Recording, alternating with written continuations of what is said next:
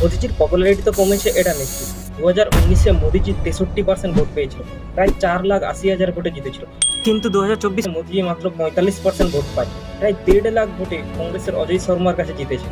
মানে 2019-এর থেকে 18% ভোট কম পেয়েছে। মোদিজি সব থেকে কম ভোটে জেতা প্রধানমন্ত্রীদের মধ্যে 3 নম্বরে আছে, মাত্র 13% মার্জিনে জিতেছে। লোকসভা ভোটের পর CSDS এর লোকনীতি সার্ভেতে দেখাচ্ছে ইউপিতে 36% মানুষ রাহুল গান্ধীকে প্রধানমন্ত্রী হিসাবে দেখতে চায়, সেখানে মোদিজিকে 32% মানুষ প্রধানমন্ত্রী হিসেবে দেখতে চায়। 2019-এর থেকে 2024-এ রাহুল গান্ধীর পপুলারিটি তো বেড়েছে, এটা নিশ্চিত।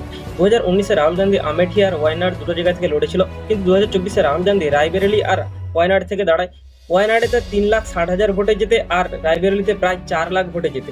রায়বেরেলিতে কংগ্রেসের ভোটের পার্সেন্টেজ প্রায় 10%-এর মতো বৃদ্ধিও পেয়েছে। আর আমেঠিতে রাহুল গান্ধীকে যেতেই হয়, কংগ্রেসের সাধারণ একজন কর্মী স্মৃতি ইরানির মতো বড় একজন মন্ত্রীকে 1,60,000 ভোটে হারিয়েছে।